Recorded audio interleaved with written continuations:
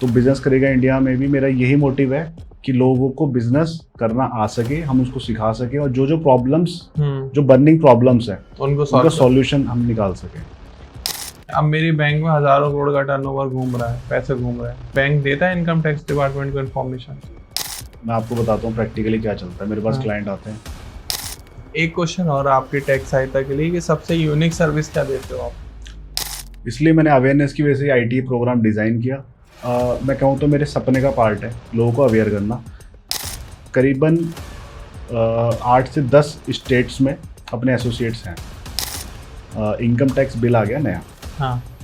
अब गवर्नमेंट जो है वो वर्चुअल डिजिटल स्पेस भी आपका चेक कर पाएगी। आपका सोशल मीडिया चेक होगा। 1 नंबर 2 नंबर की इनकम में आपको डिफरेंस बताता हूँ। 2 नंबर की इनकम वो सारी इनकम है जिन पर हम टैक्स नहीं देते हैं।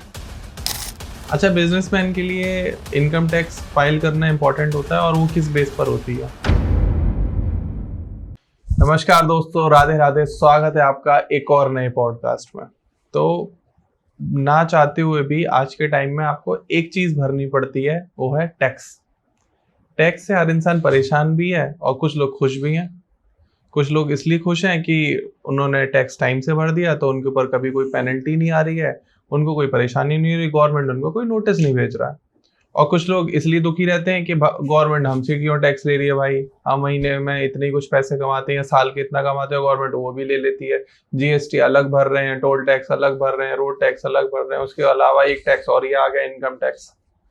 तो अगर आपके पास सही एजुकेशन है और सही नॉलेज है, या आपका सीए या टैक्स कंसल्टेंट सही है जो आपकी फाइल्स को सही से मैनेज कर रहे हैं, तो जो पैसा फिजूल में भर रहे हो या जो टीडीएस आपका कट जा रहा है या जो फंड आप बिना चाहते हुए आपको देना पड़ रहा है, वो आप वापस भी ले सकते हो। गवर्नमेंट में बहुत सारे ऐसे लॉज हैं, अगर आप उनको पता लगा लो और उनका सही से इस्तेमाल कर लो, यूज कर लो, तो आपकी बहुत सारी तकलीफों का निवारण हो सकता है। दूसरा, आपको इन सब की वैल्यू जब समझ में आती है जब आप कोई बड़ा लोन लेने जाते हो, कोई बिजनेस करने जाते हो, तो आपको समझ में आता है कि अरे मेरी तो कोई वेल्थ ही नहीं है कोई, क्योंकि अगर आप बैंक को ये दिखाते हो कि मैं टैक्स ही नहीं भरता हूँ, मेरे कोई आईटीआर ही नहीं है, तो बैंक भी एक की नजर में आप जीरो। तो आज इस टॉपिक को पूरा हम लोग समझने वाले इन डेप्थ, क्योंकि हमारे साथ मौजूद हैं टैक्स सहायता के फाउंडर दीपक वत्स भैया। नमस्कार भैया, कैसे हो? नमस्कार, बहुत बढ़िया। दीपक भाई एक हमारे बहुत ही खास मित्र भी हैं और साथ में हमारा अकाउंट्स भी संभालते हैं। टैक्सेशन पूरा इनके हाथ में है कि कहाँ कितना टैक्स भरना है और गवर्नमेंट में कब कब फाइलिंग करनी है। बिल्कुल, मतलब कंटेंट की दुनिया में जैसे हम लोग आपको टेंशन लेने नहीं देते हमारे क्लाइंट्स को, आप लोग तो हमारे व्यूअर हो। Thanks to all of you. Deepak भैया के पास अगर आप अपनी फाइल दे आओ, आधार कार्ड पैन कार्ड दे आओ, उसके बाद भूल जाओ, ये अपने आप सारा काम करते रहेंगे। तो दीपक भैया से हम वो हर चीज बारीकी समझेंगे जो आज के टाइम में एक आम नागरिक के जीवन में आती है। लेकिन सबसे पहले मैं आपसे पूछूंगा कि ये जो आपने जर्नी शुरू करी टैक्स सहायता, ये कब स्टार्ट करी और कैसे स्टार्ट हुई? सो बेसिकली 12th कॉमर्स से पास की, उसके बाद कुछ समझ नहीं आता है जनरली कि क्या करा जाए। तो अगर आपका 12th में ये चीज़ क्लियर हो जाती है कि भाई मुझे आगे इस फील्ड में जाना है, तो और वहीं से तैयारी अगर आप स्टार्ट कर दें, मैं स्टूडेंट्स के लिए भी कहना चाहूँगा, तो मैंने भी उसी तरीके से अपनी तैयारी स्टार्ट कर दी। 12th पास करते ही मैंने एंट्रेंस एग्ज़ाम दिया सीए का, क्योंकि आई वॉज वेरी क्लियर कि मुझे सीए में ही जाना है। उसके बाद पढ़ते पढ़ते पढ़ते और आगे भी एग्ज़ाम्स क्लियर में करता चला गया एंड सीए फाइनल्स में था जब मैंने ये अपना टैक्स कंसल्टेंसी यानी टैक्स सहायता अपनी फर्म को मैंने इस्टेब्लिश किया। 2012 की बात है। सो पहले तो ऐसे ही थोड़ा मतलब कि भाई एज अ फ्रीलांसर कह लो आप, या घर से स्टार्ट किया, बट धीरे धीरे क्लाइंट्स ऐसे हो गए ऊपर वाली की कृपा से कि फिर मुझे अपना ऑफिस भी ओपन करना पड़ा 2014 से। So that was my journey और मैं इसी में फिर आगे मेहनत करता रहा। ग्रोथ भी होती रही, अप्स एंड डाउन्स आते हैं, बट चीज़ें ठीक चलती रही। एक क्वेश्चन और आपकी टैक्स सहायता के लिए कि सबसे यूनिक सर्विस क्या देते हो आप? पर्टिकुलर सर्विस का मैं कोई नाम दूंगा तो वो मेरे लिए शायद कुछ जागती हो जाएगी, लेकिन हम अपनी सर्विस को बढ़िया करते हैं कि हम जो प्रैक्टिकल लाइफ में लोगों से कनेक्ट करने की सर्विस सबसे बढ़िया देते हैं। मतलब मैं क्लाइंट ओरिएंटेड काम करता हूँ। कुछ सीएस होते हैं क्लाइंट को डराते हैं, अरे भाई फटाफट ये कर ले वरना नोटिस आ जाएगा, ठीक है, या फिर अपनी मतलब अपनी फीस को बढ़ाने के लिए ही, या कहते हैं ना भाई अब तो बकरा हलाल होगा, ये चीज़ें करते हैं। तो अपना वो सीन नहीं है। अपना सीधी सी बात है, क्लाइंट ओरिएंटेड काम करना है, जिसमें क्लाइंट को कंफर्ट हो और क्लाइंट समझ पाए। क्योंकि अगर हम क्लाइंट को ही सेटिस्फाई नहीं कर सकते, क्लाइंट को ही हम प्रेशराइज कर रहे हैं, दबाव बना रहे हैं किसी भी चीज़ के लिए कि भाई आपके पास अब जीएसटी का नोटिस आ जाएगा, या आप इतना टैक्स भरो, या इतना इंटरेस्ट भरो, या जो भी है, ठीक है, तो वो मेरे हिसाब से हम सही तरीके से अपने प्रोफेशन के साथ नहीं निभा पा रहे हैं। मैंने एक रील में सुना था, एक सीए बता रहे थे कि जो नोटिस भी आते हैं वो सीए दिलवा देते हैं। ऐसा है? ऐसा देखो, अभी के टाइम में तो सिनेरियो में मैं नहीं कहूँगा कि ऐसा है, बट हाँ पहले कुछ टाइम पे ऐसा था, बिफोर जीएसटी अगर मैं हाँ। कहूँ तो ऐसा कहीं ना कहीं होता था कि ये चीज़ें बहुत ज़्यादा धड़ल्ले से चलती थी। मतलब काफ़ी सारी चीज़ें मैं डिस्क्लोज नहीं करना चाहूँगा, बट हाँ कहीं ना कहीं कुछ बड़े सीएज और कुछ डिपार्टमेंट के आपस में साठगांठ होती थी, जिस वजह से क्लाइंट बीच में बेचारा फिर फंसता था। ज्यादा था और क्लाइंट को पता भी नहीं रहता था कि क्या हो रहा है। क्लाइंट को पता ही नहीं है, अब वो कर भी नहीं सकता कुछ। उसको ये भी डर है कि अगर मैं इस सीए से दूसरे सीए के पास जाता हूँ तो कहीं मेरे लिए प्रॉब्लम खड़ी ना हो जाए। खुद मैं देखता हूँ कि मुझे 13 साल हो गए काम करते हुए, तो lots of clients and lots of experiences हैं। अच्छा, आपके हिसाब से मतलब अगर कोई एक सीए से दूसरे सीए पे स्विच कर रहा है तो क्या प्रॉब्लम आ सकती है? प्रॉब्लम आने का कोई सवाल ही पैदा नहीं होता अगर आप नॉलेज है आपके पास, आप अवेयर हो सब चीज़ों को लेकर। जैसे मैं आपको एग्जांपल के तौर पे बताऊं, जीएसटी के आईडी पासवर्ड होते हैं। अब उसमें जो सीए है वो अपने मान लो अपनी डिटेल्स डाल दे, मेल आईडी डाल दिया, अपना फ़ोन नंबर डाल दिया। अब जो क्लाइंट है वो कहीं और मूव करना चाह रहा है, बट उसकी सीए से हो रखी है सपोज करो लड़ाई, वो उससे लेगा नहीं या उसको पेमेंट नहीं दे रहा, अब उसको कहीं और जाना है, वो सीधा डिपार्टमेंट जाएगा, डिपार्टमेंट में सारी अपनी डिटेल प्रोवाइड करेगा, वहाँ जाके अपना पासवर्ड रीसेट कराएगा। मेरे साथ खुद हो चुका है ऐसा, ठीक है। क्लाइंट ने मेरी पेमेंट नहीं दी, ठीक है, अप्रॉक्स जितने भी, चलो मैं क्या बताऊँ, एक बड़ा अमाउंट था, और हम कब तक मतलब फ्री ऑफ कॉस्ट काम कर सकते हैं। तो उसके बाद उसने क्या करा कि जाके अपना पैसे वैसे दिए, काम करा, आईडी पासवर्ड जनरेट करा। मुझे तो लग रहा है, मैंने कहा भाई क्लाइंट पैसे देगा, वो तो अपना काम कहीं और करा रहा है, ठीक है। इनकम टैक्स में पहले होता था कि ई फाइलिंग ओटीपी वगैरह आता था, अब ऑप्शन आ गया आधार ओटीपी का। आधार ओटीपी से कोई भी बैठे बैठे, मतलब मैंने यहाँ पे सब कुछ फिल कर दिया, ठीक है, और पता चला 5 मिनट में क्लाइंट ने आधार ओटीपी से अपना पासवर्ड चेंज किया, खुद ही रिटर्न भर ली। सो काफ़ी सारी मतलब इससे नुकसान है। गवर्नमेंट इसलिए कर रही है शायद कि आम आदमी के लिए सुविधा हो, लेकिन इससे जो भी टैक्स प्रोफेशनल्स हैं, अकाउंट प्रोफेशनल्स हैं, जो सीएज हैं, सबके लिए मैं कहता हूँ मार्केट में कंपटीशन तो इतना हो गया कि मैंने एक देखा कि 500 आईटीआर फाइल करो और आपको एक बुलेट गिफ्ट करेंगे। ऐसी ऐसी चीज़ें भी मैंने देखी है। मतलब फिर से था ना, मतलब ऐसा होता है कि कुछ कंपनीज हैं ऐसी बड़ी कंपनी की, आपको वो अपने एजेंट बनाएंगे, वो आपके थ्रू कि आप इतनी सपोज करो 500 आईटीआर आपने फाइल करा ली, जस्ट फॉर एग्जांपल बता रहा हूँ मैं, तो आपने 500 आईटीआर फाइल कराई, आपको उस पर एक इनाम में बुलेट दी जाएगी। ऐसी ऐसी चीज़ें हो रही है, मतलब क्या ही बताऊँ, मतलब कि बहुत मार्केट का ना ऐसा ज़्यादा मैनिपुलेट हो रखी है। हाँ। और हर किसी को मतलब बस ये है कि हाँ ठीक है ये काम आसान है, यूट्यूब आ चुका है, ठीक है, वो तो हमारे अंबानी जी की मेहरबानी है जो जियो सस्ता करके और यूट्यूब लोग चलाने लग गए, वरना पहले एक छोटी सी वीडियो खोलने में 150-200 रुपये लग जाते थे। सही बात है, लोग हर समय डेटा बंद करके रखते थे। हाँ, तो जब यूट्यूब आ गया तो अब सोचते हुए यूट्यूब फ्री यूनिवर्सिटी है, बट उनको ये नहीं पता कि जो प्रोफेशनल है, अब जिसने हम इतने साल से पढ़ाई कर रहे हैं, इतनी मेहनत करते हैं, मतलब कि 10-10 12-12 घंटे मैंने खुद पढ़ाई करी है, उसके अलावा कोचिंग्स चल रही है, ऑफिस में ट्रेनिंग चल रही है, वो सब हमारी बेकार है फिर एक तरीके से देखा जाए तो। सही बात है।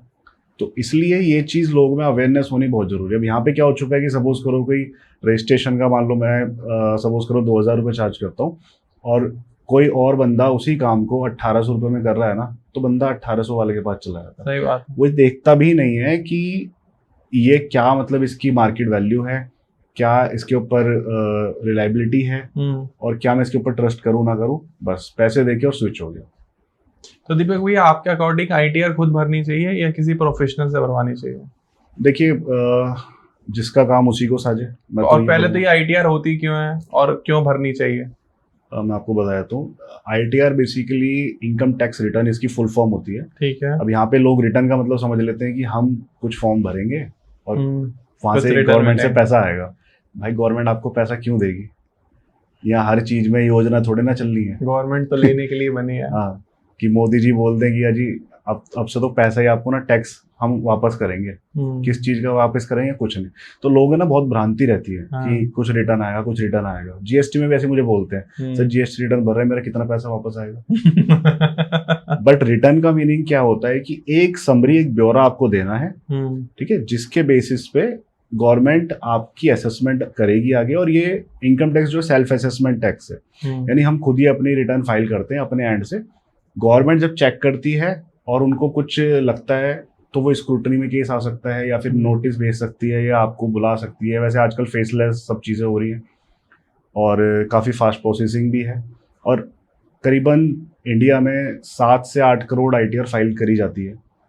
अब 7 से 8 करोड़ का डेटा चेक करना is not an easy task. तो बेसिकली तो अभी एआई के थ्रू ही सब कुछ, अभी आज के टाइम में तो वही हो रहा है। पोर्टल भी 4-5 साल पहले पूरा चेंज किया गया था, ठीक है। तो आईटीआर फाइल जो है, आपने जैसा भी क्वेश्चन किया, तो आईटीआर फाइल खुद से हम चाहें तो कर सकते हैं, उसमें कोई भी इशू नहीं है, प्रोवाइडेड हमें सारी नॉलेज होनी चाहिए उसकी। अच्छा, हमें सब कुछ पता होना चाहिए क्या कि हमें कौन सी इनकम हमारी, उस पर कितना टैक्स लगता है, हमें स्लैब रेट्स पता होने चाहिए, डिडक्शंस के बारे में हमें पूरी नॉलेज होनी चाहिए, अगर मैं सिर्फ आईटीआर फाइल की बात करूँ, और कौन सा फॉर्म मुझको फाइल करना है। इसके बाद आईटीआर फाइल करने के बाद फिर मुझको वेरीफाई करानी है, वेरीफाई करने के बाद फिर प्रोसेस भी होती है, प्रोसेस के बाद कोई मुझको नोटिस आता है तो मैं उसका क्या करूँ। अगर मैं ये सारी चीज़ें नहीं जानता हूँ, ठीक है, तो बेटर ये है कि किसी भी प्रोफेशनल को हायर करके, और हायर क्या करना है सर, साल में एक बार अपनी आईटीआर फाइल होती है, कोई नॉर्मली 500-1000 रुपये आपसे चार्ज कर ले और आपको एक सर्विस दे दे, तो इतना तो खर्च कर लो। सही बात है। अब एक बंदा, मतलब मैं कई सारे ऐसे बहुत, मुझको तो नंबर ऑफ क्लाइंट्स हैं, मैंने आज तक आपको बताऊं 10,000 प्लस क्लाइंट्स को सर्विस दे चुका हूँ, ठीक है, बिकॉज नंबर ऑफ आईटीआर्स मेरे पास ऊपर वाले तरह से अच्छा है। एंड 13 साल हो गए हैं, तो नए नए क्लाइंट्स भी आते रहते हैं कहीं ना कहीं। सारे मिला के मैं आपको बता रहा हूँ 10,000 प्लस क्लाइंट्स को ऑलमोस्ट मैं इंटरेक्ट कर चुका हूँ। तो कुछ क्लाइंट्स ऐसे होते हैं महीने की 1 लाख 1.5 लाख रुपए, 2 लाख रुपए भी सैलरी आ रही है उनकी। आप साल की देख लो कितनी हो गई, आराम से 20-22 लाख रुपए। उनको 500 रुपये 1000 रुपये देने में भी दिक्कत है, ठीक है। और अगर आप उनसे बोलो तो, मतलब मैं आपको बहुत नॉर्मल बात बता रहा हूँ, इसमें ऐसा कुछ नहीं है कि कोई कहने लगे कि भाई हम तो नहीं करते ऐसे। सही बात बट है। मैं नॉर्मल लोगों को टारगेट नहीं, जनरल जो मुझे चीज़ें फेस करनी पड़ती है वो बता रहा हूँ। तो कई लोग कहते हैं अरे भाई साहब करने क्या है आपको, 4 बटन ही तो दबाने कंप्यूटर पर, हाँ, ऐसा कहते हैं, है ना, और आपके पास पैसे आ जाएंगे, क्या दिक्कत है, कर दो इसको, 300 रुपये ले लेना, 200 रुपये ले लेना। 100 में भी ऑफर आते होंगे, मतलब बहुत चीजें हैं, तो चीप हो गया बहुत ज्यादा, उनको फिर हाथ जोड़ के मना विदा करा जाता है। तो ये चीज है, तो आप खुद से भर सकते हो, कोई इशू नहीं है, आपको प्रोवाइडेड सारी नॉलेज होनी चाहिए। मेन तो प्रॉब्लम वही आती है जब आप खुद से भर तो देते हो, लेकिन जब कोई नोटिस आ जाता है फिर आपको सीए के पास जाना पड़ेगा या किसी टैक्स प्रोफेशनल के पास जाना पड़ेगा। फिर जो आपने 10 साल के पैसे बचाए होंगे ना आईटीआर फाइल करने में, एक बार में देने पड़ जाएंगे। वही होता है। मैं अपने चैनल पे, मेरा चैनल है यूट्यूब पे टैक्स सहायता के नाम से, और काफ़ी सारे लोग जो मेरे अभी व्यूअर्स हैं उनको पता होगा कि टैक्स सहायता पे मैं चैनल चलाता हूँ और काफ़ी टाइम से चला रहा हूँ। मैं जनरली देखो, मैं उस पर बहुत ज़्यादा कंटेंट नहीं डाल पाता, बट मैं जो भी डालता हूँ उस पर ये डालता हूँ कि मैं एक आम आदमी से कनेक्ट कर पाऊँ। तो मैंने अभी लास्ट ईयर भी कुछ ऐसी वीडियोस डाली थी, जैसे एक मैंने डाली उसमें कि भाई इस टाइप से एक थी, मैं आपको बताता हूँ कि मैंने आईटीआर की फाइल करी, मजे ही मजे, मैंने अभी ये सर्च किया, मजे ही मजे, और ये मैंने सबमिट करी, मेरे मजे ही मजे। उसके बाद नोटिस आ जाता है, कहता मैं खुद से पैसे बचा रहा था, अब आएंगे मजे ही मजे। सो थोड़े से पैसे बचाने की वजह से, और आप गलत काम करें, इससे बेटर है कि आप किसी प्रोफेशनल से काम करें। बट इंडिया में क्या है ना कि कुछ भी छोटी छोटी चीज़ें हैं तो हर कोई तो डॉक्टर बन जाता है अपने आप में, यूट्यूब पे वीडियो देख के। अब तो चैट जीपीटी आ गया है। हाँ, तो सब चीज़ें वो नहीं करनी चाहिए। एक प्रोफेशनल से आप काम कराएं, और प्रोफेशनल की डेफिनेशन मेरे हिसाब से ये होती है कि कम से कम कुछ साल का उसका बैकग्राउंड हो, कई पर्टिकुलर ऑफिस लेके बैठा हो। कई लोग तो ऐसे आते हैं, पता नहीं जी हमारा सीए तो पता नहीं कहाँ चला गया, गायब हो गया। अभी 2 घंटे पहले मेरे पास एक क्लाइंट की कॉल आई, जस्ट मेरे ऐड देख के, कि पता नहीं वो सीए तो पता नहीं कहाँ गया हमारा, अब जीएसटी मैंने लिया था, अब क्या करें, मुझे तो समझ में ही नहीं आ रहा। अच्छा, हाँ, सीए गायब है, पता नहीं कहाँ है। अब पता नहीं कहाँ है का क्या मतलब होता है कि वो जनरली जानबूझ के फ़ोन नहीं उठा रहा, जैसे नंबर चेंज करते, बिकॉज वो प्रोफेशनल नहीं था। कई बार ऐसा भी होता है क्लाइंट पहले पेमेंट ही नहीं देते, लटकाते रहते हैं सीए की पेमेंट, टैक्स हाँ, प्रोफेशनल तो उसके लिए मैं कहना चाहूँगा, मेरे खुद के मतलब काफ़ी लॉसेज हुए हैं इस वजह से। तो मैं तो सीधा सा मेरा हिसाब है, चाहे 10 की जगह 5 क्लाइंट आए, बट मैंने सबको मैं बोलता हूँ कि मुझे एडवांस पेमेंट चाहिए, अदरवाइज मैं वर्क नहीं कर सकता। कोई कुछ कहता है हम पैसे लेके भाग रहे, कोई कहता है कि भाई हम कहाँ चले आएंगे, हीरा घर फलाना ढिकना, सर्विस इंडस्ट्री में ये प्रॉब्लम है। काफ़ी सारी बेसिकली ना उनको वैल्यू नहीं दिखती। हाँ। प्रोडक्ट की तो वैल्यू दिख जाएगी, वो 1.5 लाख का आईफोन खरीद लेंगे और हर साल उसको अपग्रेड भी कर लेंगे, बट 1,000 रुपये एक टैक्स कंसल्टेंट को, सीए को देने में उन्हें आफत है।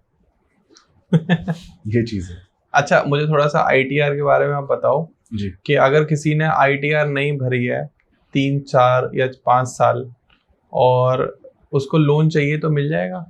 सर देखिए, बिना आईटीआर के कोई लोन नहीं मिलता, आजकल कार लोन भी नहीं मिलता। सच बात है ना ये? बिल्कुल सच बात है, बिल्कुल लोन नहीं मिल सकता, वो चाहे कितनी भी कोशिश कर ले। और हमारे पास कई बार आते हैं लोग, बोलते हैं 3 साल की आईटीआर फाइल कर दो जी। भाई साहब प्रोविजन ही नहीं है। पहले मैं हो कैसे जाती थी करूं? बैक डेट में। पहले हो जाती थी, अभी है, अभी भी है ऑप्शन, आईटीआर यू करके एक रिटर्न है, अपडेटेड रिटर्न, उसके थ्रू हम अपनी आईटीआर फाइल कर सकते हैं, बट वो मैं कभी रिकमेंड नहीं करता। क्योंकि देखिए, आप सीधी सी बात है, लोन वाला जो है बंदा, जो भी बैंक का पर्सन होगा, वो आपसे बोलेगा मुझको एक आईटीआर अब की दे दो, आप एक 6 महीने पहले की दे दो कम से कम, एक उससे 6 महीने पहले दे दो। आप आईटीआर यू आज की डेट में फाइल कर रहे हैं और करंट वाले भी आप आज की डेट में फाइल कर रहे हैं, तो डिफरेंस तो कुछ हुआ ही नहीं। सही बात है। तो उसकी वैल्यू क्या रहेगी? तो जब मैं कहता हूँ क्लाइंट को कि आप कम से कम आप अपनी आईटीआर फाइल तो कराना स्टार्ट करो, आज जरूरत नहीं पड़ेगी, कह रहे भाई साहब जरूरत ही नहीं है, लोन की बहुत पैसा है, अगले साल आ रहे भाई साहब 3 साल की आईटीआर चाहिए। मैंने क्या हो गया भाई, पैसा खत्म हो गया। सो उस टाइम पे एकदम से 3 साल की आईटीआर तो हो नहीं सकती। जिस दिन लगे बहुत पैसा है उस दिन तो समझ लेना कि अब आपको आईटीआर तो भरनी पड़ेगी। आईटीआर भरते ही हुआ है जिनमें बहुत पैसा है। सो देखिए, आईटीआर फाइल जैसे आपने पूछा कि हमें क्यों करनी चाहिए कैसे, तो आईटीआर फाइल का सीधा सा फंडा मैं आपको बताता हूँ। जो भी नॉर्मल पर्सन है, कोई भी कुछ तो अर्न करता है। सही बात है। कुछ तो अर्न कर रहा है, मतलब एक चलो एक मैं 15-20 हज़ार वाले को मैं एक बार को छोड़ देता हूँ, ठीक है, लेकिन अगर लोन चाहिए उसको, तो बेचारे को उसको भी आईटीआर फाइल करानी पड़ती है। और उसको बोलो कि आपकी सैलरी तो 20,000 या 22,000 रुपये मान लो मंथली है, वो कहेगा नहीं मेरी तो आप 6 लाख रुपए की दिखाओ। क्यों जी? बैंक वाले ने बोला है। इतना पैसा आ नहीं रहा उसके पास, but for the purpose of loan वो आईटीआर इतनी की फाइल कर रहा है। प्रैक्टिकली यही चीज़ चलती है। तो यहाँ पे बेसिकली मैं आईटीआर को ये नहीं कहूँगा कि लॉ की एनफोर्समेंट की वजह से लोग आईटीआर फाइल कर रहे हैं, अपने फायदे के लिए लोग आईटीआर फाइल कर रहे हैं। सही बात है, बिल्कुल प्रैक्टिकल बात है। मैं आपको कुछ 2-3 कैटेगरी बताता हूँ। जैसे पहला तो क्या हो गया कि जिसका टीडीएस कटा हुआ है वो सोचता है कि रिफंड आ जाए, ठीक है, हाँ टीडीएस के बारे में भी बात करेंगे। जी। तो जिसका टीडीएस कटा वो सोचता है रिफंड आ जाए। दूसरा, लोन के लिए हमें आईटीआर चाहिए, ठीक है, बिना उसके होगा नहीं। तीसरे लोग ऐसे होते हैं कि भाई बिजनेस चल रहा है हमारा, तो मैं एक नंबर में हमारा थोड़ा सा काम दिखता रहे, चलो जी क्या कहते हैं, रिकॉर्ड के लिए आप फाइल कर दो। इसके अलावा आपके जैसे कुछ पेंशनर्स होते हैं, या एफडी करा दी, बैंक में 10 लाख की एफडी है, उस पर कुछ साल का जो भी ब्याज आ रहा है 70-80 हज़ार रुपये, उस पर बैंक भी हमारे महान है, वो बिना किसी लिमिट के टीडीएस काट लेते हैं कई बार। ऐसा है? हाँ जी, जो लिमिट होगी, लिमिट के हिसाब से नहीं, वो उनका किसी का 20,000 रुपये ब्याज भी आया ना, वो उस पर भी 10% के हिसाब से टीडीएस काट लिया। कहते कौन दिमाग लगाएगा, हम जमा कराएंगे। वो जब बंदा आएगा, भाई साहब आपने तो टीडीएस काट लिया मेरा, मैंने तो फॉर्म भी भरा था 15G या 15H एक फॉर्म होता है जिससे टीडीएस आप ना डिडक्ट करें, ठीक है। वो कहता है कोई बात नहीं, सीए के पास चले आना, वो सब कर देगा, वापस करा देगा। लेकिन ऐसे ऐसे बंदों को प्रॉब्लम, अगर कोई मान लो कोई 80 साल के बुजुर्ग हैं या 75 साल के बुजुर्ग हैं, वो बेचारे आईटीआर फाइल कराने के लिए सीए के ऑफिस के धक्के खाए, मुझे लगता है जायज़ नहीं है। तो थोड़ा सा उन चीज़ों को देखते हुए भी पहले ही थोड़ा सा ये सिर्फ अवेयरनेस की कमी है। अगर आपको पता है कि ये मेरा एक 15G या H भर के और मेरा काम हो सकता है टीडीएस डिडक्ट ना हो, तो आपका आसानी से ब्याज आ रहा है घर में बैठ के, आप बिल्कुल बिल्कुल प्रैक्टिकल नॉलेज है। तो ये कई 3-4 कैटेगरी हैं जो जनरली लोग आईटीआर अपनी फाइल करते हैं। अच्छा, और मुझे एक चीज जिनके ऊपर ऑब्लिगेशंस है हाँ कि भाई उनकी इनकम ही बहुत हाई, जैसे सैलरी वाले लोग हैं, हाँ बेचारे परेशान रहते हैं। 22 लाख रुपए, 20 लाख रुपए, 25 लाख रुपए का पैकेज है, हाँ कहते दीपक भाई टैक्स बहुत कट गया। मेरा तो मान लो सपोज करो 5 लाख रुपए टैक्स कर दिया, मैं क्या करूँ, इसमें से कितना रिफंड करा दोगे? मैं देखता हूँ कैलकुलेट करके, भाई सब रिफंड तो इसमें होगा नहीं कुछ। यार कैसी बात कर रहे हो, पहले मैंने ITR फाइल कराई थी, उसने तो 3 लाख रुपए रिफंड करा दिए। अब ये क्या गेम चल रहा है? हाँ। मैंने अभी 3-4 वीडियो बनाई है इसके ऊपर। बेसिकली फेक डिडक्शंस, ठीक है, fake deductions, fake medical insurance, fake tuition fees, और आपका पेंशन फंड, या कई सारे सेक्शंस होते हैं, 80C, 80D, 80DDB, 80G donations दिखा देते हैं, ठीक है। तो उसके बेसिस पे ITR फाइल कर दी। HRA कुछ भी नहीं है, अपने पिताश्री के घर में रह रहे हैं, रेंट पे दिखा दिया भाई हम तो रेंट देते हैं। अगर पापा भी रेंट ले रहे हैं तो भाई घर छोड़ दे, मैं तो कह रहा हूँ। सही बात है, रेंट एग्रीमेंट लगा देते हैं। रेंट एग्रीमेंट लगा दिया, और मान लो वो 3 लाख रुपए उसको HRA मिला है, और डिडक्शन ले ली उसने 5 लाख रुपए की। मिला ही HRA 3 लाख रुपए, तो तुम डिडक्शन उससे ज्यादा कैसे ले सकते हो? मैक्सिमम हुआ। और ये सब सीए करके दे रहे हैं। ये सब कर, मैं पर्टिकुलर देखो CA का नाम नहीं खराब करूंगा, ये एक बहुत रिस्पेक्टेड प्रोफेशन है, बट हाँ अनप्रोफेशनल लोग बेशक बिल्कुल कर अच्छा, रहे हैं। अनप्रोफेशनल लोग कर रहे हैं, ठीक आप है, करते हो ऐसा? मैं नहीं करता कभी भी। मैं इनफैक्ट कई लोग अभी भी कम से कम 30-40 ITR मेरे पास ऐसी हैं इस बार, क्योंकि ऑनलाइन इंक्वायरीज आती हैं, कुछ आती है, तो मेरे स्टाफ बताता है कि सर इसमें क्या रिफंड हो जाएगा। मैं देखता हूँ, मना कर दो साफ साफ, कोई रिफंड नहीं होगा इसमें। जो जेन्युइन बनता है तो करा देंगे, फेक दिखा के हम नहीं करेंगे। अच्छा, पहले क्या था, इस साल से बहुत ज़्यादा रिस्ट्रिक्शंस आ गई हैं। अब क्या है कि आपको अब LIC की डिटेल अब डालोगे तो उसका पॉलिसी नंबर आपको डालना पड़ेगा। HRA तो HRA का कैलकुलेटर उसके अंदर दे दिया, अब आप बच ही नहीं सकते। फिर भी लोग परेशान हो रहे हैं कि भाई मैं इसके पास जाऊँ, उसके पास जाऊँ। वो सोचते हैं कि हम सिस्टम से आगे बढ़ के काम कर लें। हम सही सिस्टम बात से है। आगे बढ़ के काम नहीं कर सकते। जो बिल्कुल तरीका है वो तरीके से ही काम होगा। सो मैं मान लो कि मैं 10-20-50 हज़ार रुपये कमाने के चक्कर में, इससे ज़्यादा क्या ही एक्स्ट्रा कमा लूंगा ऐसे उल्टे सीधे काम करके, तो मैं वो सब चीज़ करने के चक्कर में और अपने प्रोफेशनल को कंप्रोमाइज़ करूँ, वो that not cup of my tea. तो जैसे मैंने ये भी सुना है कि जो डिडक्शन जो वापस रिफंड मंगाते हैं उसमें वो परसेंटेज सेट कर लेते हैं कि हाँ। मान लो 3 लाख भाई आए तो 1 लाख मेरे, 2 लाख तेरे। ये मैं आपको एक बहुत बड़े एग्जांपल देता हूँ, अभी करंट की ही बात है, ठीक है। एक भाई साहब की ITR मैंने फाइल करी लास्ट ईयर, हाँ। ज़्यादा रिफंड नहीं था, हार्डली 15-20 हज़ार रुपये उनका रिफंड था, ठीक है। मैंने ITR फाइल तो कर दी, बट उनका पैन और आधार लिंक नहीं था।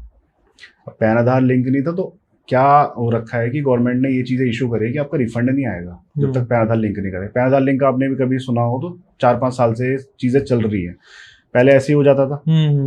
अब क्या है, अब फीस देनी पड़ रही है। पहले 500 रुपये जाती थी, अब 1000 रुपये जा रही है आपको। हाँ, पेनल्टी आप कह लो उसको, तो वो फीस देनी पड़ती है, उसके बाद ही वो पैन आधार लिंक होता है।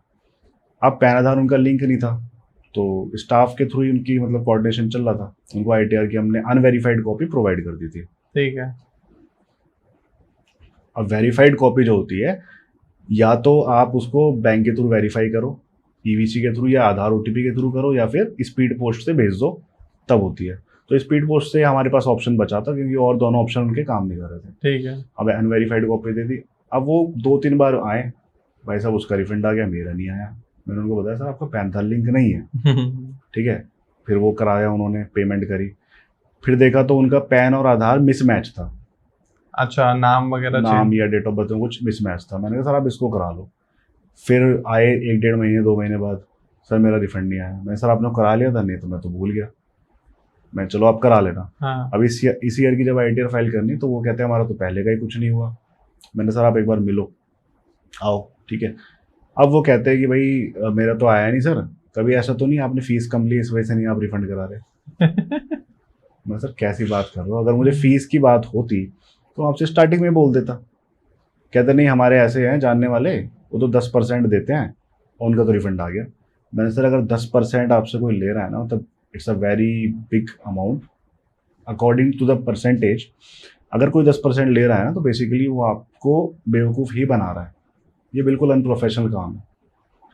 तो कहता आपको अगर कुछ चाहिए तो ले लो। मैंने कहा सर चाहिए क्या मुझे, जब ऑटोमेटिक आपका काम हो रहा है, आई जस्ट कैन ट्रैक, ये मेरी रिस्पॉन्सिबिलिटी है, आई जस्ट कैन ट्रैक, और जो भी फॉर्मेलिटीज है वो पूरी करा सकता हूँ। बट मैं एक्स्ट्रा पैसे लेके ऐसे ही परसेंटेज लूँ आपसे, वो मेरा काम नहीं है। मुझे, मैं अगर देसी भाषा में कहूँ तो हराम का पैसा नहीं चाहिए। वो माने ही नहीं, कहीं और करा लिया ITR इस बार।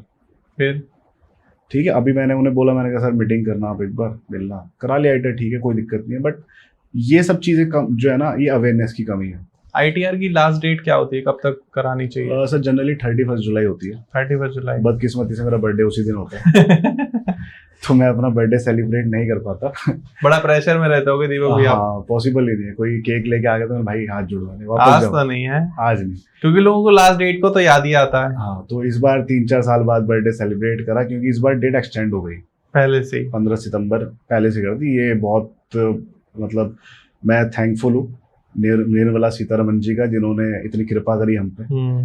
वरना तो उनके सारी चीजें ऐसी आती है, मतलब ये शॉट वो शॉट, एक तरीके से तीर मारने के काम है उनके।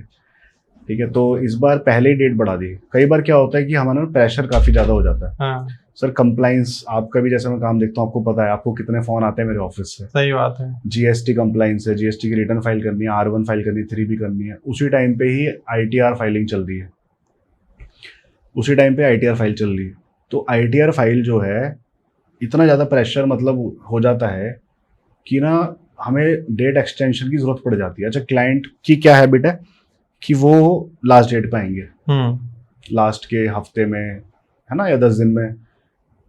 तो डेट अगर एक्सटेंड होती भी है ना जनरली, तो वो होती है बिल्कुल लास्ट के 1-2 दिन में। सारा प्रेशर तो हमने झेल ही लिया, है ना। अब क्या फायदा। इस बार लेकिन पहले से करती गवर्नमेंट, इस बार पहले से करती, तो ये काफी अच्छा किया है। तो इस बार 15 सितंबर है लास्ट डेट। लाइक अभी तक जिसकी नहीं भरी है, अभी स्क्रीन पर नंबर आ रहा है दीपक भाई का, आप अभी से अपनी ITR फाइल करा लो। लेकिन मुझे एक क्वेश्चन पूछना है यहाँ बीच में, sorry to interrupt you between. 90% लोग मैंने देखा नील की रिटर्न फाइल करा लेते हैं, उसका कोई फायदा है? सर 90% वाली मैं आपको बात बताता हूँ। बेसिकली उसको नील की रिटर्न हम नहीं बोलेंगे, क्योंकि इनकम उसमें आपने दिखाई है। ठीक है। अब आपकी इनकम मान लो, किसी भी बंदे की इनकम 50,000 रुपये है मंथली। 50,000 कोई छोटी इनकम नहीं होती है, एक तरीके से देखा जाए बड़ी इनकम है। ठीक है, मतलब एवरेज। आजकल तो एक जोमेटो का राइडर भी 40-50 हज़ार कमा लेता है, अगर ठीक से काम करे तो। बड़े बेचारा मेहनती बहुत होते हैं, करते हैं, तब जाके धूप बारिश में कहीं कमा पाते हैं।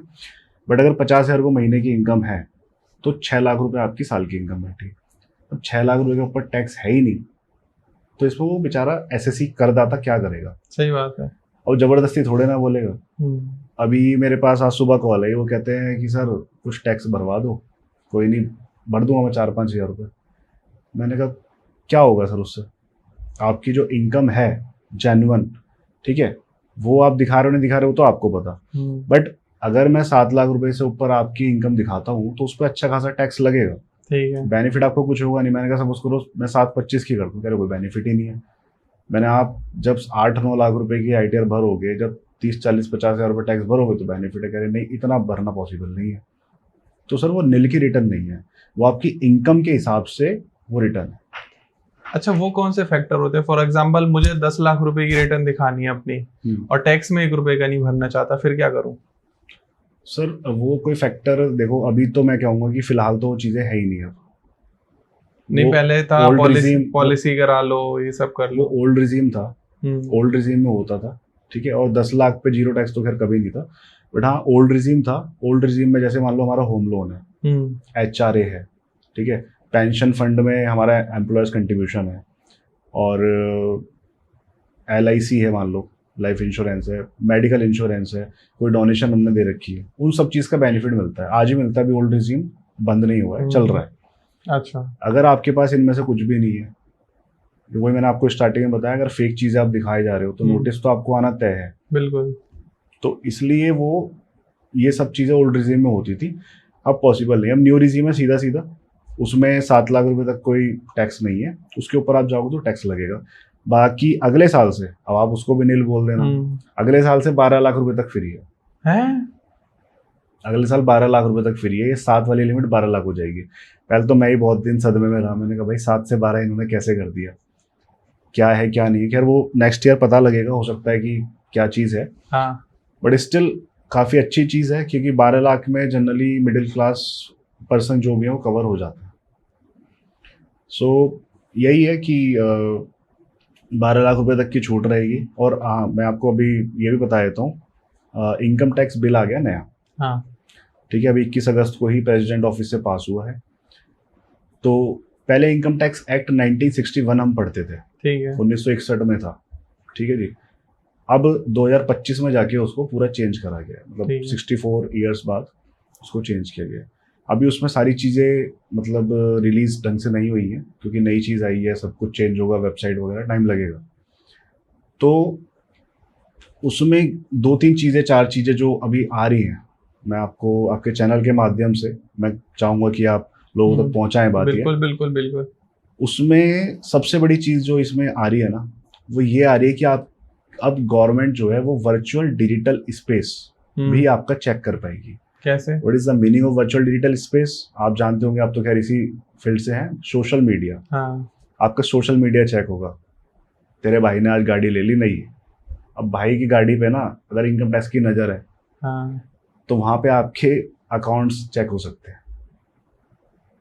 ठीक है, कोई आपने देखा हो वीडियो, हाँ। है ना, पीछे बढ़िया सा अपना गाना लगा दिया और गड्डियाँ गड्डियाँ पड़ी हैं, है ना, ऐसे लोगों पे नज़र रखी जाएगी। मुझे तो ये भी सुनने में आ रहा है कि व्हाट्सएप पे भी नज़र रखी जाएगी। हालांकि मुझे लगता है कि ये प्राइवेसी से बहुत कॉम्प्रोमाइज़ है। ठीक है, जाहिर सी बात है, आप या मैं, अभी मैंने भी कुछ टाइम पहले न्यू कार लिया तो मैंने भी पिक शेयर करी, तो ये तो थोड़ा सा एक मतलब एक सेलिब्रेशन वाली बात हो जाती है। बट हाँ, अगर आप ले रहे हैं कुछ भी आप परचेज कर रहे हैं, कोई सोना दिखा रहे हो आप, या हाँ। कोई कार दिखा रहे हो, कोई और एसेट दिखा रहे हो, आपने कोई ट्रक खरीद लिया, जेसीबी खरीद ली, इसकी खुदाई करेंगे आप, लोगों को दिखाएंगे, तो ध्यान रखिए कि वो आपकी सब चीजें जेन्युइन होनी चाहिए। तो जो अगर फेक है हाँ। तो दिक्कत है। ऐसा नहीं कि आप लेके घबरा जाए, नहीं, अगर आप सारी चीजें दिखा रहे हैं, सब आप अपनी डिटेल सीए को देते हैं, सब इनकम्स का आपका हिसाब है, तो फिर कोई घबराने वाली बात नहीं है, कोई बाल बाका नहीं कर सकता। जो कार है, अब जैसे हम कार खरीद रहे हैं, मैंने खरीद ली कार 20 लाख रुपए की, तो उसका इनकम टैक्स से क्या रिलेशन है? इनकम टैक्स रिलेशन सर ये होता है कि आपके पास पैसा कहाँ से आया। आपने 20 लाख की कार खरीद ली, ठीक है, आईटीआर आप मान लो सपोज करो 5 लाख रुपए की फाइल करते हैं, आपने पिछले 5 साल के हिसाब से मैं कहता हूँ 25 लाख रुपए आपने अपनी आईटीआर फाइल कर दी, मतलब आईटीआर में आपने अमाउंट दिखा दी। इसको बोलते हैं जनरल प्रैक्टिकल में कि भाई आपने 25 लाख आपकी एक नंबर की इनकम है, ठीक है, हम इसको ऐसे बोल देते हैं, ठीक है। 25 लाख आपकी इनकम है 5 साल की। अब 5 साल में क्या आपने खाना नहीं खाया होगा, बच्चों की फीस नहीं दी होगी, इंश्योरेंस नहीं कराया होगा, या घर में कुछ मेंटेनेंस के पैसे नहीं लगेंगे, सब कुछ करा होगा। 5 लाख में से अगर मैं ईयरली का देखूं तो कितना बच जाएगा? सिर्फ 2 लाख रुपए बच जाएगा, 1.5 लाख रुपए बच जाएगा। बहुत मतलब ये तो बहुत हाई सेविंग्स है, 20-30%। अब उसके हिसाब से अगर 1.5 लाख रुपए आपने साल का बचाया तो 5 साल के कितने हुए? 7.5 लाख रुपए।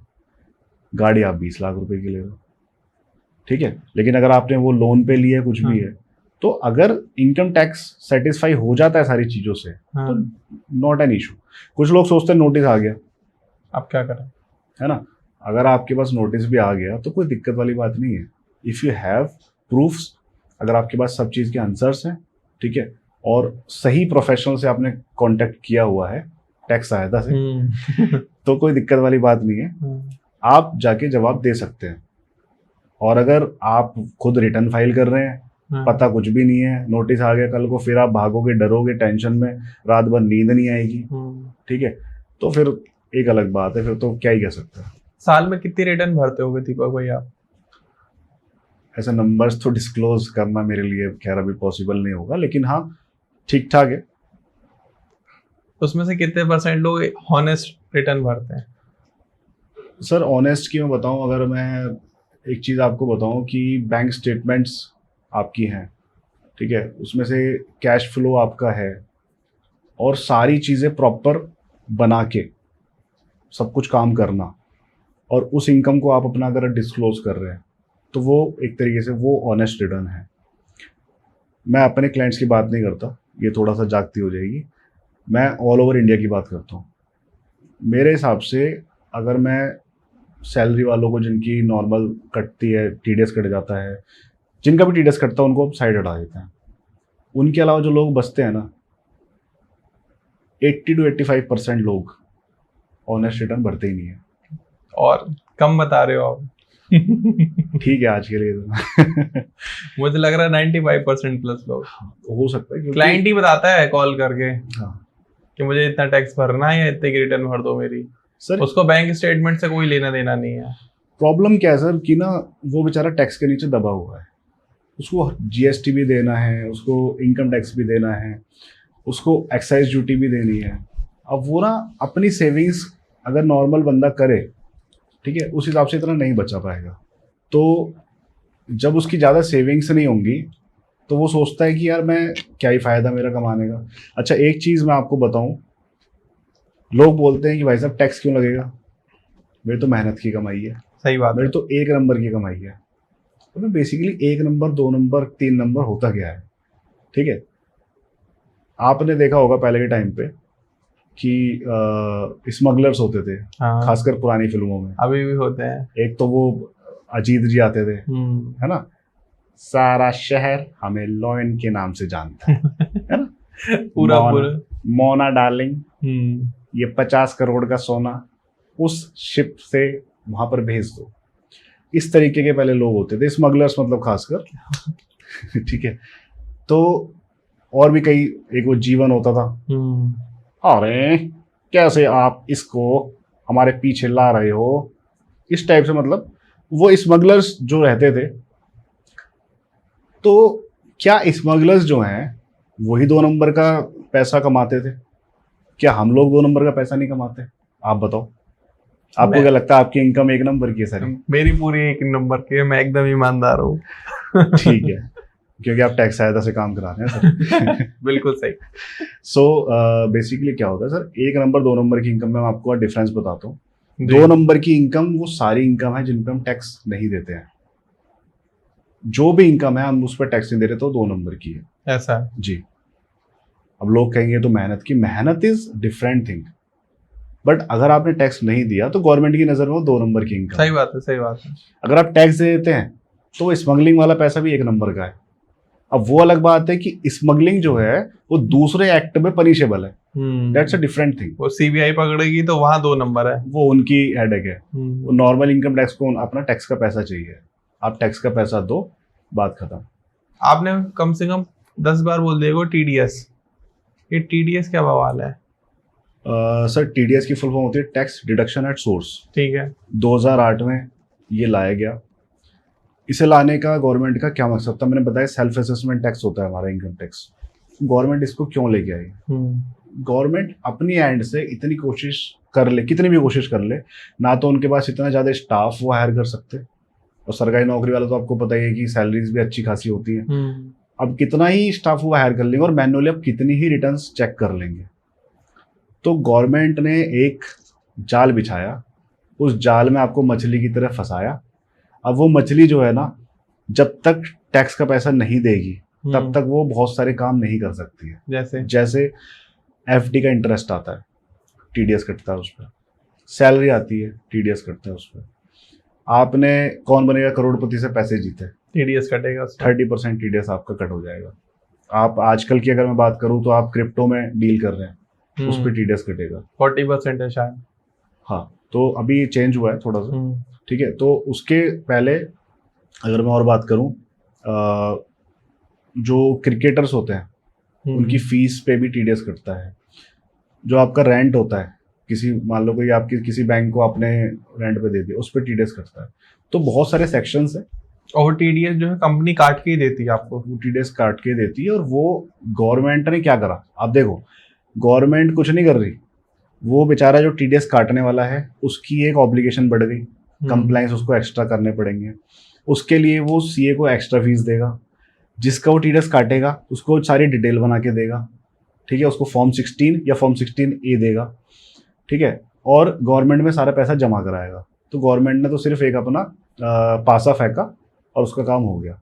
लेकिन बहुत सारा मैंने कई बार सुना दीपक भाई, कंपनी टीडीएस काट लेती है, गवर्नमेंट में जमा नहीं करती है, उसे रोक लेती है। बिल्कुल होता है, बिल्कुल होता है ऐसा। वो देखो प्राइवेट कंपनी जनरली नहीं करती है, पर मैंने गवर्नमेंट डिपार्टमेंट में बहुत देखा है। हाँ जी, बहुत देखा है, क्योंकि मतलब जैसा नाम ही है सरकारी काम, है ना, तो सरकारी काम उनके जो अकाउंट्स वाले लोग भी होते हैं ना, वो भी सरकारी काम कर रहे हैं। मतलब ये देख लो कि अब मैं डिपार्टमेंट किसी का नाम नहीं लेना चाहूँगा, बट बहुत सारे डिपार्टमेंट है जनरली जो हमारे आसपास होते हैं, उन पे जो है ना टीडीएस उनका कट गया बेचारों का। अब वो आईटीआर फाइल कराने आए कि सर मेरा तो 50,000 रुपये टीडीएस कट गया था, ये लो जी फॉर्म 16, और मेरी ITR फाइल कर दो। अब एक ना फॉर्म होता है 26AS, TDS जब जमा होता है तो 26AS में आपके 26AS में शो होगा। अब वहाँ पे 26AS में शो ही नहीं हो रहा। मैंने कहा सर यहाँ तो कोई टैक्स ही नहीं कटा। अरे भाई साहब क्या बात करो, 50,000 काट लिए मेरे। सही बात है। अरे मैंने कहा भाई नहीं कटे सर, मैं जो ऑनलाइन दिखेगा। अरे छोड़ो तुम्हारे बस की नहीं है। मतलब पहले तो ऐसा भी होता था, लेकिन अब लोगों को थोड़ा समझ आ गई तो कहते हैं अच्छा भाई साहब ऐसा हो गया, तो वो फिर अपने अकाउंट डिपार्टमेंट में जाके पता करते हैं कि मेरे तो इतने कटे थे। पता चला कि उस डिपार्टमेंट ने आगे जमा ही नहीं कराया। ठीक है, तो ये गवर्नमेंट डिपार्टमेंट्स काफ़ी करते हैं, प्राइवेट वालों का इतना नहीं है। ठीक है, मेरे हिसाब से 90% लोग भर ही देते हैं। बट हाँ, जैसे कोई छोटी कंपनी होती है, आपने कुछ काम कराया तो एक TDS कटता है कॉन्ट्रैक्टर का 194C, तो वो लोग जनरली कभी कभी गड़बड़ी कर देते हैं। कोई छोटी कंपनी है तो इतना TDS रिटर्न वगैरह नहीं फाइल करते। बट हाँ, जिनका रेगुलर काम है, मतलब 50, 100, 200 लोगों का TDS कट रहा है, तो वो सब अपना काम टाइम पे कर रहे हैं। वो एक CA प्रोफेशनल हायर करके रखा। हाँ, अभी गवर्नमेंट डिपार्टमेंट की मैंने बात करी, मैं आपको एक और मजेदार बात बताता हूँ। लोगों को यही नहीं पता कि हमें अपनी ITR फाइल करनी होती है, गवर्नमेंट डिपार्टमेंट वालों को। हाँ जी, मतलब बहुत सारे लोग ऐसे होते हैं, जैसे मान लो एक अब ये मत बोल देना कि वो इनकम टैक्स वालों को ही नहीं पता। नहीं, इनकम टैक्स देखो मैं बताता हूँ, TDS तो कटता है, हाँ ठीक है ना, लेकिन उनको ये नहीं पता होता कि TDS कटना और ITR फाइल करना both are different things. TDS तो आपका इसलिए काट लिया कि ले भाई हमने तुझसे पहले ही ना ये पैसे लेके रख लिए। अब इस पैसे में से कुछ और आपको देना है। मान लो परचून की दुकान पे आपका कहीं खाता चल रहा है, ठीक है, तो परचून की दुकान वाले पे पहले ही बंदे ने एक्स्ट्रा पैसे जमा करा दिए, तो परचून दुकान वाला जो है वो इनकम टैक्स डिपार्टमेंट है, ठीक है, जो वो ग्राहक है वो टैक्स पेयर है। ठीक है, तो पहले ही जब ग्राहक पहले पैसे जमा करा के कोई 5,000 रुपये मैंने आपको दे दिए, अब मेरा बेटा चाहे टॉफी मांगे, फ्रूटी मांगे, चिप्स मांगे, तो देता रहना, वो देता रहता है। और उसके बाद जब वो महीने के एंड में आता है तो पता चल रहा है कि भाई 2,000 रुपये और एक्स्ट्रा देने हैं। क्यों? अरे वो भाभी जी भी ले गई थी सामान कुछ एक्स्ट्रा, पता चला भैया भाभी जी ने कॉस्मेटिक का ही 5,000 का सामान खरीद लिया। अब खैर वो तो बाद की बात है, बट उसको वहां पे 2,000 पे करने पड़ेंगे। ठीक है, तो सेम सिनेरियो इनकम टैक्स का है। एडवांस टैक्स भर देते हैं लोग। एडवांस टैक्स नहीं सर, TDS, ये भी दोनों अलग चीज है, एडवांस टैक्स और TDS। इसको भी समझेंगे। तो TDS जो जमा कराया, वो TDS समझ लो कि हमने पैसा दे दिया गवर्नमेंट को। अब गवर्नमेंट के बाद जब पूरी फाइनल हम रिटर्न फाइल करते हैं, उस टाइम पे पूरी कैलकुलेशन के बाद पता चला कि हमें एक्स्ट्रा टैक्स जमा करना है, तो हमें उस टाइम पे एक्स्ट्रा टैक्स जमा करना पड़ेगा। अदरवाइज हमारे पास डिमांड आ जाएगी कि हमें रिटर्न फाइल करी है या नहीं करी। पहली बात तो यही होता है। दूसरा, डिमांड आ जाएगी कि भाई आपको इतने पैसे जमा कराने। वो डिमांड पे अगर आप पैसा जमा नहीं करते हैं तो उसके ऊपर फिर इंटरेस्ट वगैरह और पेनल्टी वगैरह काफ़ी लगती है। वो कई सारे सेक्शंस है। ठीक है। सो मैं जैसे आपको बताइए, गवर्नमेंट वालों को पता ही नहीं होता जनरली। तो जैसे बेचारे बहुत पुराने टाइम के काम कर रहे हैं, उनको पता ही नहीं था मैनुअली काम हो रहा है कोई रिटर्न फाइल। अब कई सारे ऐसे लोग होते हैं, जानने वाले भी होते हैं हमारे, ठीक है। मान लो एक अंकल जी आए, मैंने उनसे पूछा, अंकल जी रिटर्न फाइल तो करते होगे आप, MCD में हो मान लो। अरे भैया हम ना करें रिटर्न फाइल, हम खुद ही हमारे तो सब टैक्स वैक्स जमा हो जा। ठीक है, मैंने कैसे टैक्स जमा हो जाता, मैंने कुछ फॉर्म तो मिलता, अरे सब खुद ही कर लेते हैं वो। मैंने फिर भी एक बार दिखाओ तो सही पैन कार्ड वगैरह एक बार, चल तू कह रहा तो कर ले। ठीक है, अब मैंने जैसे चेक करा तो उसमें दिखाई दिया भैया इनका तो मान लो 75,000 रुपये TDS कटा हुआ है। कह रहा हाँ 75 कटा था, काट लेते हैं वो। अब फिर मैंने कैलकुलेट करा तो उनका उसमें से 20,000 रुपये रिफंड बन गया। अब मैंने अंकल जी इसमें तो 20,000 वापस आएंगे। है, अरे तू 20,000 दिलवा दे भाई, तो 20 की जगह 15 दे दियो, 5,000 तू रख ले। अरे मैंने कहा नहीं मुझे खाली फीस दे दो। बट वो है एक्चुअल में उनको पता ही नहीं होता। तो मैं ये कहूँगा कि अपनी ITR तो आप जरूर फाइल करें, चाहे फिर उसके बाद आपका टैक्स बनता हो चाहे रिफंड बनता हो, ITR तो जरूर फाइल करें अगर आपका TDS कटा है तो। बिल्कुल। अभी हम इनकम टैक्स बिल की बात कर रहे थे कि नया जो आया है, तो पहले क्या होता था, हम पहले के रिफंड्स जो है ना क्लेम नहीं कर सकते। अच्छा। मान लो कि 2024-25 असेसमेंट ईयर, ठीक है, उसका कोई रिफंड था। कई सारे मेरे क्लाइंट्स होते हैं तो उन्हें पता ही नहीं है कि पैसे TDS कटा हुआ है। बैंक ने काट लिया था, FD का भी था किसी का 35,000 रुपये। अब वो काट लिया, पिछले साल का था, अब रिटर्न तो फाइल कर नहीं सकते। ITRU है, बट ITRU की कंडीशन है कि आप रिफंड क्लेम नहीं कर सकते। ठीक है। अब वो बेचारा परेशान, मेरे तो भाई 35,000 रुपये डूब गए। अब उसके लिए सुनने में भी आ रहा है, जो इनकम टैक्स बिल 2025 जो आया है ये, इसमें ऐसा आया है कि आप पुराने भी रिफंड क्लेम कर पाएंगे। तो मुझे आपके अकाउंट में आ जाएंगे। हाँ, तो मुझे लगता है कि ये काफी बड़ी राहत है नए बिल के हिसाब से।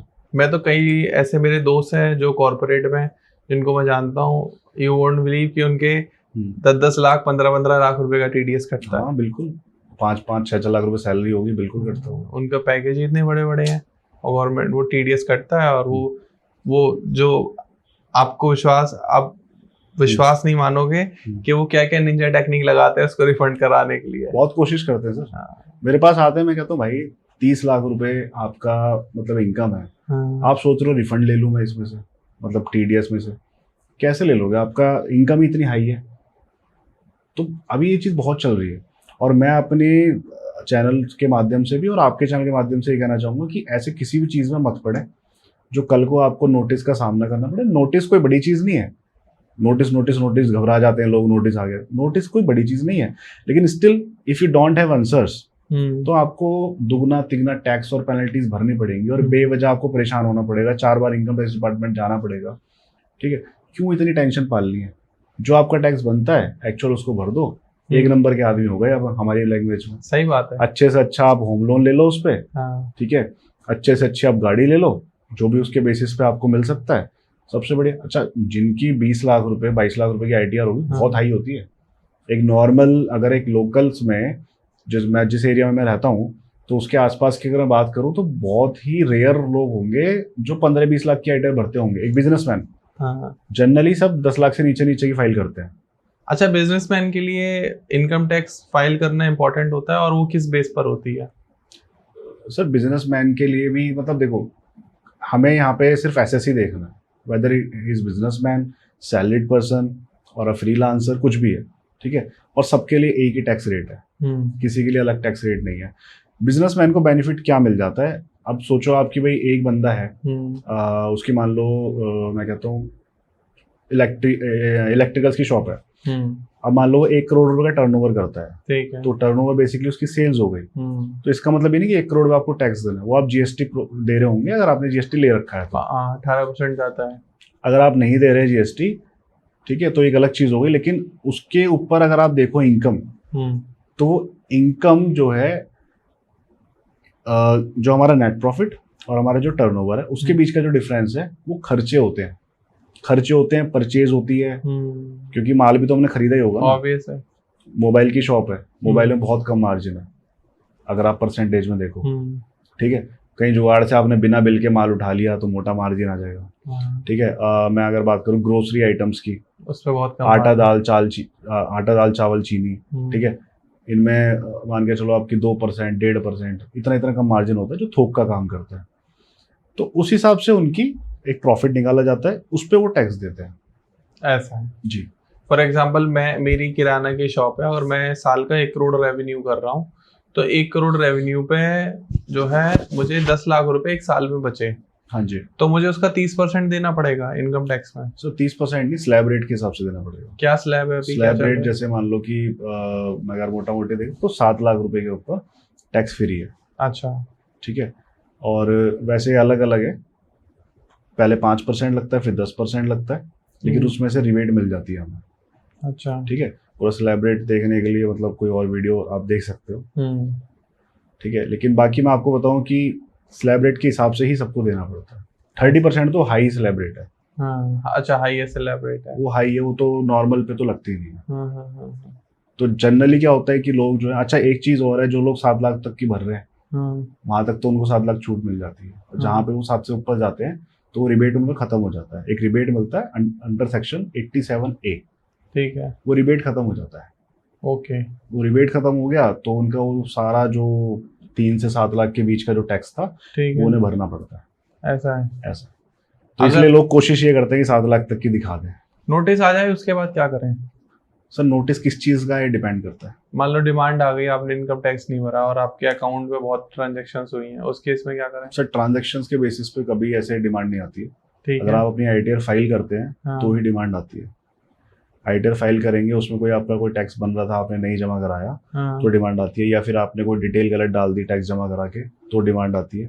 मान लो मैं अब मेरी बैंक में हजारों करोड़ का टर्नओवर घूम रहा है, पैसे घूम रहे हैं, और बैंक देता है इनकम टैक्स डिपार्टमेंट को इन्फॉर्मेशन। बहुत अच्छा क्वेश्चन आपने किया। मैं आपको बताता हूँ प्रैक्टिकली क्या चलता है। मेरे पास हाँ। क्लाइंट आते हैं, दीपक जी एक बात बताओ कि हम बैंक में कितना पैसा डाल सकते हैं। मैंने कहा आपके पास कितना है? तो मेरे पास तो 50 लाख रुपए है। मैंने कहा क्या करोगे घर में? यार घर में तो भाई कैसे रख लेंगे, चोरी हो जाएगी। तो मैंने कहा फिर बैंक में डालो। तो बैंक में डाले नोटिस आ जाएगा, मैं फिर मुझे दे दो। हम दोनों को दे दो। हाँ। सो बेसिकली क्या सिनेरियो है कि जब आपकी इनकम है वो आपको कहीं ना कहीं तो रखनी पड़ेगी। सही बात है। जब आपने वो है इतना पैसा तो आपको जमा तो कराना पड़ेगा। उससे पूछने वाली बात ही खत्म कि 10 लाख है या क्या लिमिट है। 10 लाख एक्चुअल में कोई लिमिट नहीं है। लोगों को लगता है 10 लाख लिमिट है, वो लिमिट नहीं है। मैं आपको बताता हूँ क्या सिनेरियो होता है। आपका बैंक होता है, जिस बैंक में भी आपका अकाउंट होगा, विच एवर बैंक, वो एक जैसे हम अपनी ITR फाइल करते हैं, वो अपनी रिटर्न फाइल करता है, डेट इज कॉल्ड AIR, ठीक है, एनुअल इंफॉर्मेशन रिपोर्ट। ओके। उनको इन्फॉर्मेशन देनी पड़ती है कि इस बंदे के अकाउंट में 10 लाख से ज्यादा डिपॉजिट हुआ है, क्रेडिट हुआ है। हाँ।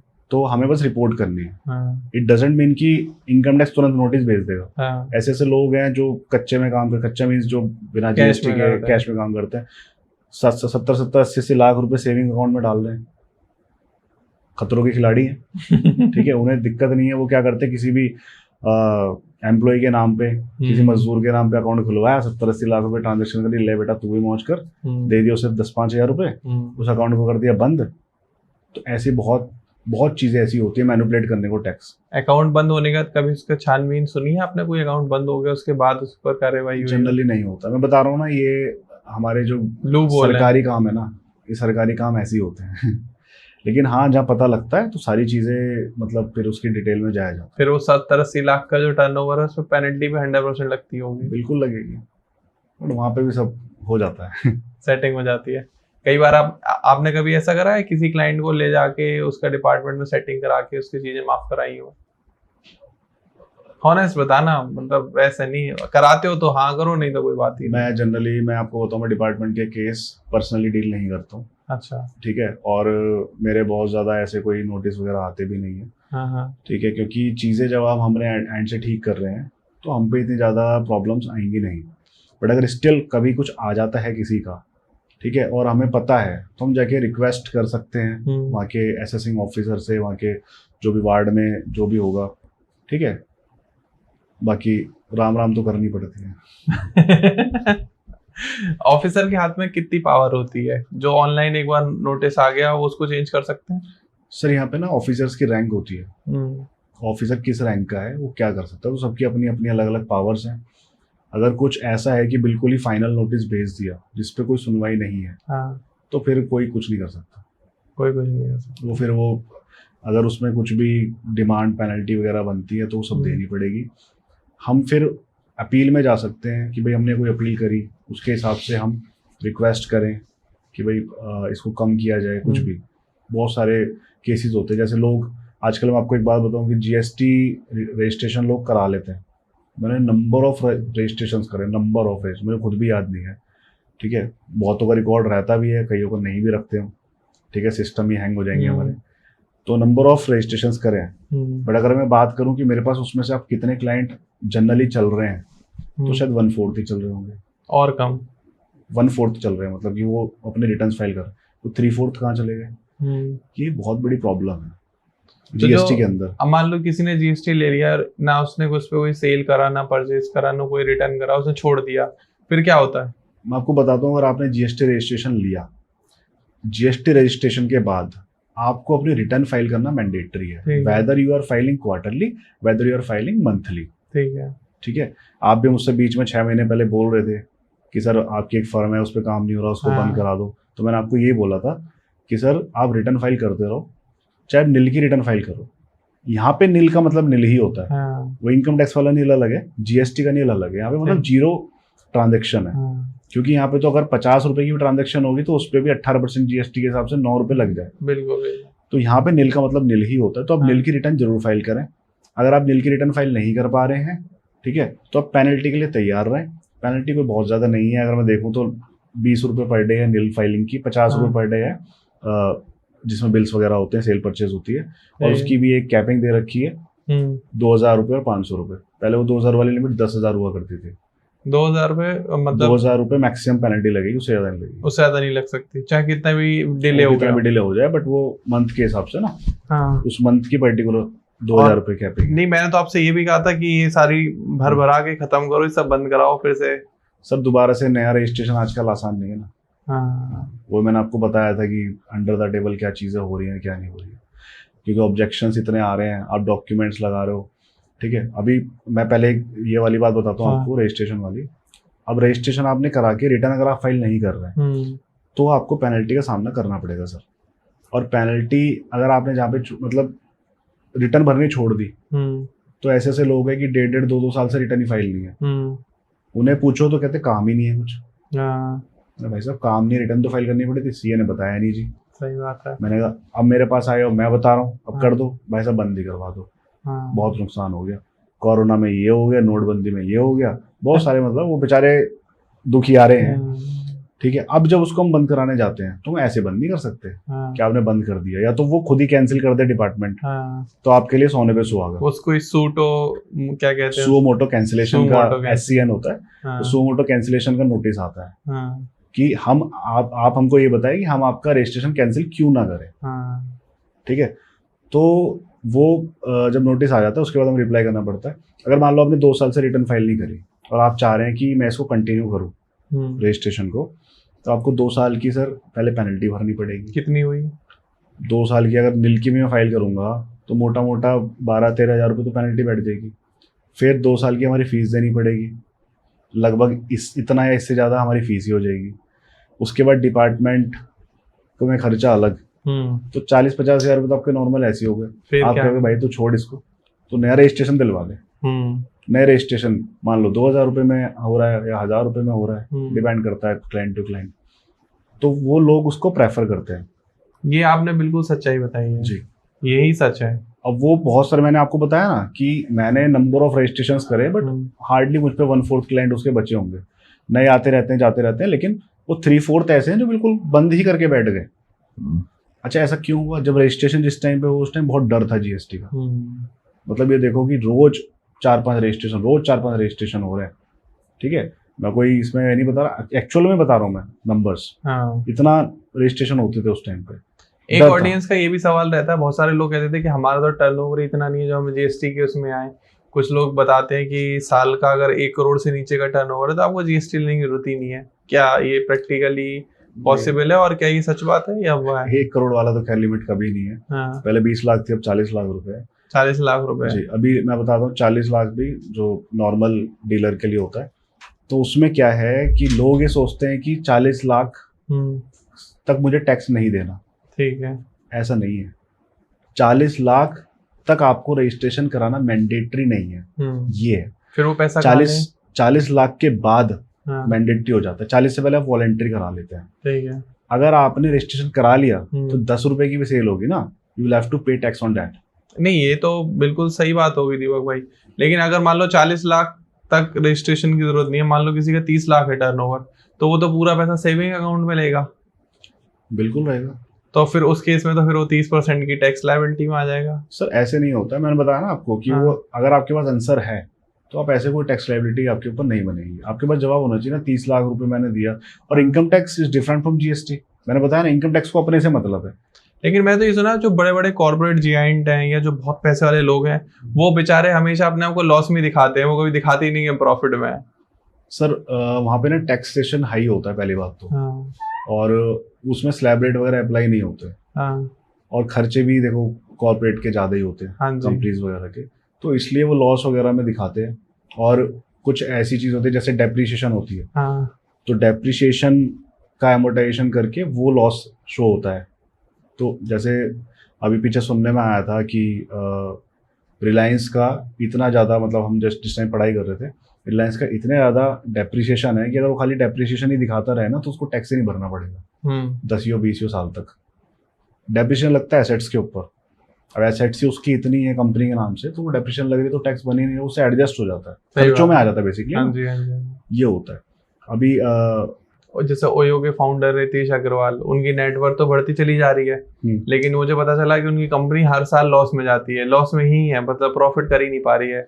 सर वो कैलकुलेशन नेटवर्थ की हाँ। है ना, और जो हम इनकम टैक्स फाइल कर रहे हैं हाँ। वो बेसिकली अलग अलग है। वो उनकी पर्सनल नेटवर्थ क्या है, कंपनी की क्या है।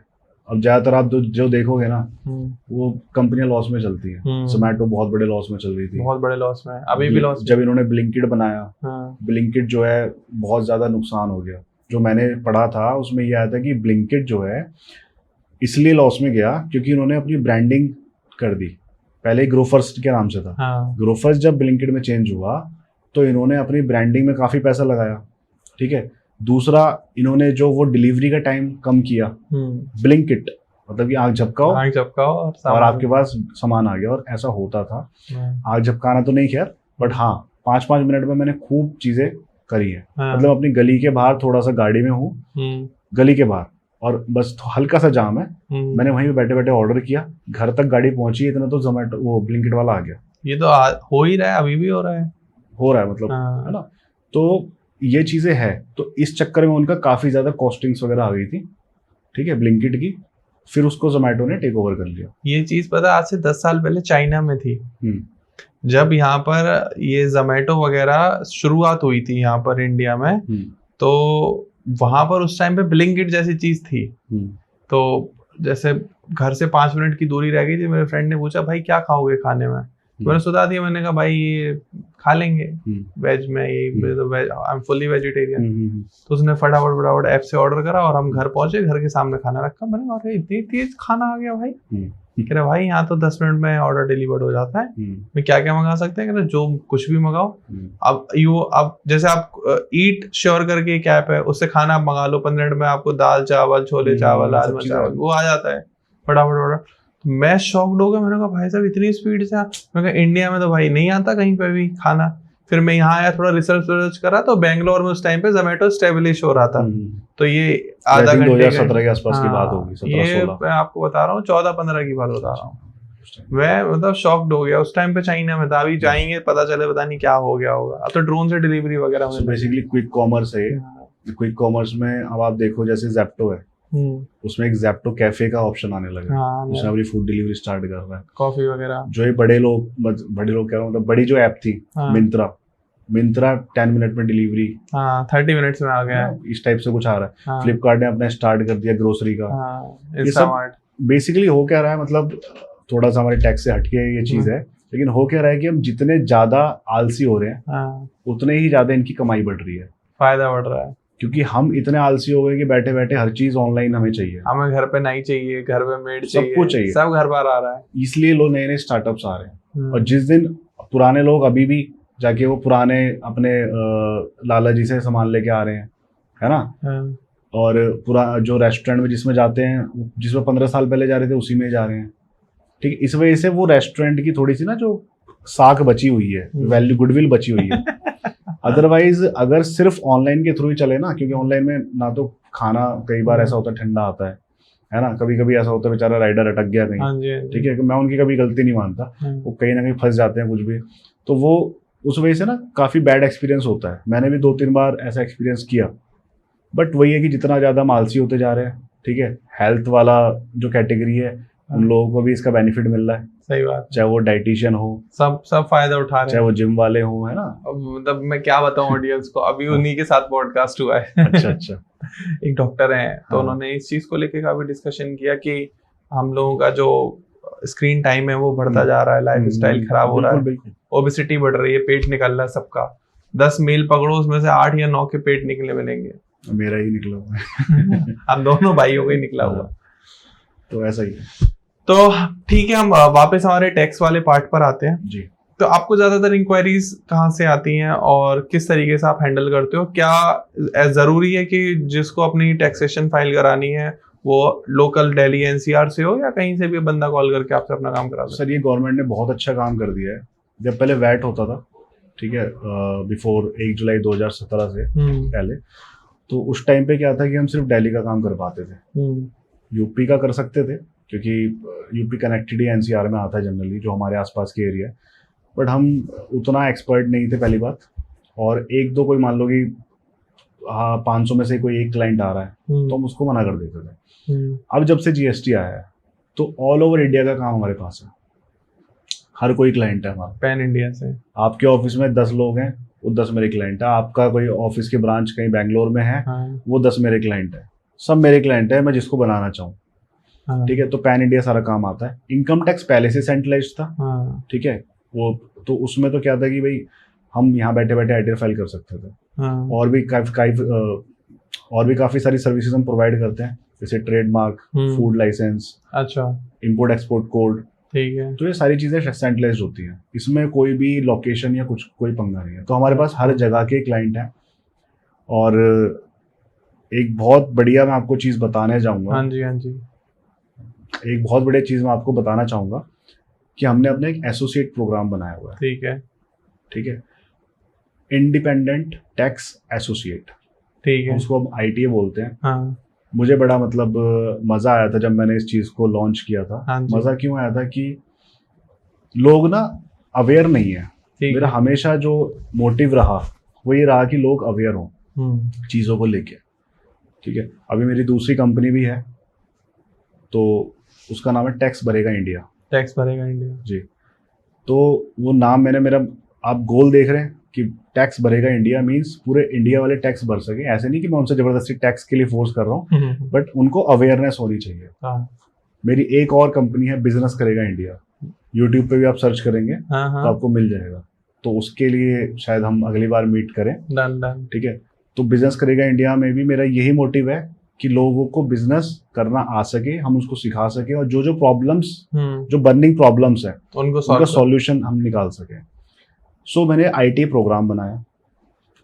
वो क्या है, बेसिकली एक तरीके से फ्रेंचाइजी आप कह सकते हो। जो बड़ी बड़ी कंपनीज है, मैं किसी का नाम नहीं लेना चाहूँगा, बट वो 20,000 25,000 रुपये, 1-1 लाख रुपए तक चार्ज करते हैं कि आप हमारे साथ जुड़ें, एसोसिएट बने और अपने शहर में बैठ के कमाएं। 1 लाख, 1.5 लाख, 2 लाख रुपए की गारंटी देती है। वो सब खोखली होती है, कोई कमा नहीं पाता, और हर कोई बंदा उसको ज़्यादातर 6 महीने बाद, साल भर बाद उसको बंद करके बैठ जाता है। अब मैंने सोचा कि मैंने यार कैसे लोगों तक अप्रोच किया जाए। कोई क्लाइंट तेलंगाना का है, उसने मुझे गूगल पे सर्च किया या मेरी यूट्यूब पे वीडियो देख ली तो उसने मुझे अप्रोच कर लिया, बट उससे पहले तो मुझको नहीं जानता था वो। तो मैंने क्या करा सर कि मैंने अपने एसोसिएट्स बनाने चालू करे। ठीक है, ठीक है, एसोसिएट्स के थ्रू फायदा क्या होता है, एक तो वो लोकल है वहाँ के, तो वो ज़्यादा कनेक्ट कर पाएंगे। जी, ठीक है, दूसरा उनकी एक एक्स्ट्रा इनकम होगी। हाँ जी, कोई टारगेट हम उनको नहीं दे रहे, हाँ, कोई उनसे बहुत बड़ा अमाउंट चार्ज नहीं कर रहे, ठीक है। मात्र 499 रुपये देके, हाँ, सिर्फ 499 देके वो हमारे एसोसिएट बन जाते हैं। 499 भी इसलिए हम उनसे लेते हैं कि फ्री की चीज़ की कोई वैल्यू नहीं होती। उनको ट्रेनिंग वगैरह भी हाँ, प्रोवाइड, उसमें ट्रेनिंग भी प्रोवाइड होती है, उनको एक मैनेजर भी प्रोवाइड होता है, उनको सोशल मीडिया के लिए डिज़ाइंस पोस्ट वगैरह भी दी जाती हैं, सर्टिफिकेट, विजिटिंग कार्ड, सब कुछ उनको प्रोवाइड करता है। मतलब मैं कहता हूँ कि फुल वर्थ है, वो तो कोई दिक्कत ही नहीं है। अगर मैं उनसे इस चीज़ के 3-4 हज़ार रुपये चार्ज कर लूँगा तो मेरे हिसाब से कोई वो ज़्यादा नहीं है। वो दे भी देंगे। हाँ, बट स्टिल 499 मैं उनसे चार्ज कर रहा हूँ ताकि हम लोगों से कनेक्टिविटी बना सके।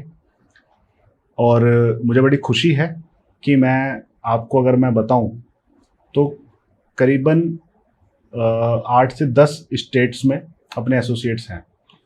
कितने एसोसिएट्स होंगे आपके? नंबर ऑफ एसोसिएट तो भी कम है। ठीक है, अभी है 30-35।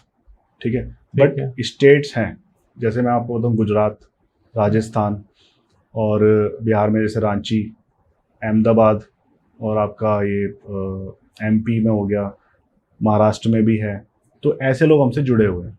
अब वो एक्टिवली वर्क करें ना करें वो तो देखो सर उनके ऊपर डिपेंड करता सही बात है। मैं ज़बरदस्ती किसी को फोर्स नहीं कर सकता उस चीज़ के लिए, बट हम पूरा तैयार रहते हैं। उनको टाइम टू टाइम कॉल्स जाती हैं हमारे एग्जीक्यूटिव की कि बताइए कोई हेल्प चाहिए आपको, कोई इंक्वायरी है आपकी।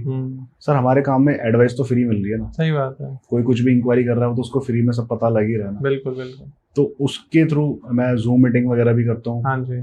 तो उसके थ्रू उन तक हमारी बात पहुँच पाती है और काम भी आता है। ठीक है, बाकी मैं इस चीज़ की कोई गारंटी नहीं लेता कि भाई मैं आप इतना कमाओगे 1 लाख 2 लाख 4 लाख।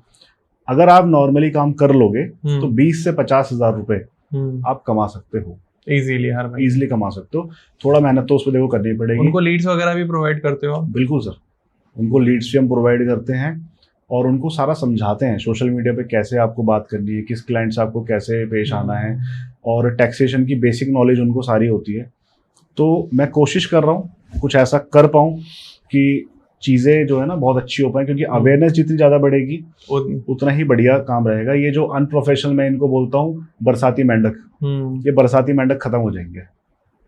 क्योंकि एक है वो वीडियो मेरी देख रहे होंगे शायद मेरे एसोसिएट, तो उन्होंने मुझे बताया कि सर यहाँ पे ना रिफंड कराते हैं। हाँ। अभी पहले ही बात हुई तो वहाँ पे 1-1.5 लाख रुपए का मान लो रिफंड है, तो 10% चार्ज कर रहे हैं। हाँ। आप कितना चार्ज करोगे? हाँ। मैंने कहा मेरे एसोसिएट के लिए तो सिर्फ 500 रुपये चार्ज है। हाँ। जो फाइलिंग का फीस है। हाँ। तो बस परसेंटेज नहीं लोगे कुछ भी? हाँ। मैंने कुछ परसेंटेज नहीं है। कहते वो तो 10,000 रुपये दे रहा है बंदा। हाँ। मैंने कहा मुझे चाहिए ही नहीं। हाँ। तुम रखो मत रखो, ठीक है, बट मैं उनको कभी नहीं बोलता कि आप रखो ऐसे। तो सर ऐसी ऐसी चीज़ है जो Tier 2 Tier 3 सिटीज़ हैं या जो रूरल एरिया है, लोगों को पता ही नहीं है। सही बात है, बिल्कुल सही बात है। अगर आप थोड़ा सा दिल्ली से, हम तो बिल्कुल दिल्ली में बैठे हुए हैं, ठीक है ना, और यहाँ तो महानगर है, अगर हम थोड़ा सा बाहर देखें, अगर दिल्ली से 50 किलोमीटर ही दूर चले जाए ना, लोगों को कुछ पता ही नहीं है। सही बात है। आप यकीन मानना, ITR अटेस्टेशन होती है हमारे में। हाँ जी। ITR अटेस्टेशन का मतलब हो गया कि CA की स्टैंप लगी हुई है। हाँ। अब CA की स्टैंप लगी हुई है तो वो अटेस्टेड मानी जाती है, भी हाँ चलो ये ITR बिल्कुल अप्रूव्ड है। एक बंदा आया कह रहा जी अटेस्ट कराने में, उसको अटेस्ट के हिसाब से चार्ज बता दिए। कह रहा सर आप तो बहुत ज़्यादा ले रहे हो। उसने मुझे बताया कि उससे आधे रेट में उसने कराई। मैंने सर इतना कम तो क्या नहीं होगा, देखो आप इतना कम पॉसिबल ही नहीं है। मैंने कहा आप दिखाओ एक बार कौन सी ITR है। एक LIC एजेंट ने अपनी मोहर बना के उस पर स्टैम्प मार रखी। LIC एजेंट ने। मैंने कहा अटेस्टेड है? कह रहा उसने तो बोला है। मैं तो फिर तो आप भी अपनी मोहर बना लो, फलाना डेयरी अटेस्टेड हो गई। सही बात है। तो लोगों को इतना भी नहीं पता, अवेयरनेस की बहुत ज़्यादा ज़रूरत है। इसलिए मैंने अवेयरनेस की वजह से IT प्रोग्राम डिज़ाइन किया। अभी इनिशियल स्टेज पे ही है, बट हाँ हमें अच्छा रिस्पॉन्स मिलेगा तो बिल्कुल इसको धूम धड़ाके से बड़ा अच्छे से बड़ा करेंगे। और ये मेरे मैं कहूँ तो मेरे सपने का पार्ट है लोगों को अवेयर करना। क्योंकि सर मैं कोई भी काम करता हूँ तो इस तरीके से करता हूँ कि लोगों की सेटिस्फेक्शन के हिसाब से और लोगों को बिल्कुल गुड फेथ में और बिल्कुल ट्रू एंड फेयर काम कर सकूँ। अदरवाइज मुझे काम नहीं करना। जब भी मैंने अपने करियर की शुरुआत करी थी, मेरे पापा मुझको खैर मना करते थे कि जब मैंने पढ़ाई करते करते काम स्टार्ट किया, मेरे पापा ने मना किया था कि नहीं करना, अभी कोई ज़रूरत नहीं है, कोई पैसे थोड़े कमाने हमें। मैंने कहा नहीं, मुझे बस थोड़ा अपने नॉलेज के लिए, प्रैक्टिस के लिए करना है। उन्होंने बोला कोई बात नहीं, चल कर ले। मैं तो खैर नहीं सपोर्ट करता इस बात को, बट स्टिल मैं ये कहूँगा कि बेटा कभी भी किसी का काम गलत मत करना, किसी का काम गलत मत करना, कोई फंसा ना जाए या तुम गलत तरीके से पैसे मत कमाना। बहुत ही प्रीशियस काम है ये। हाँ जी, तो प्रोफेशनल रहना हमेशा। परफेक्ट। और वही है चीज़ों को सर, हम देखो बचपन से जो चीज़ें सीखी हैं वही अपने काम में इम्प्लीमेंट करी हैं, मेहनत से कमाना सीखा है और उसी हिसाब से आगे ग्रो भी हुई है। And wish you all the best कि आप ग्रो करो, साथ के हम भी ग्रो करें, क्योंकि हम आपसे जुड़े हैं, आप हमसे जुड़े हुए हो। बिल्कुल। और हम दोनों ऑडियंस से जुड़े हुए हैं। बिल्कुल। तो अगर आप लोग को कोई प्रॉब्लम चल रही है टैक्स रिलेशन से, ITR से, या आप अपना कोई ट्रेडमार्क लेना चाहते हो, फूड लाइसेंस लेना चाहते हो, या कोई नोटिस आया हुआ जो आपके दिमाग में नहीं आ रहा यार किससे बात करूं, कौन संभालेगा, या जैसे अभी बात हुई कि बहुत सारे लोग रिबेट के नाम पर पैसे ले रहे हैं, तो अगर सिर्फ आप अपनी फाइल करा के ITR और काम एकदम जेन्युइन कराना चाहते हो, तो स्क्रीन पर आपको दीपक भाई का नंबर आ रहा है, दीपक वत्स के नाम से, टैक्स सहायता के नाम से। आपको कंपनी की डिटेल पूरी डिस्क्रिप्शन में मिल जाएगी।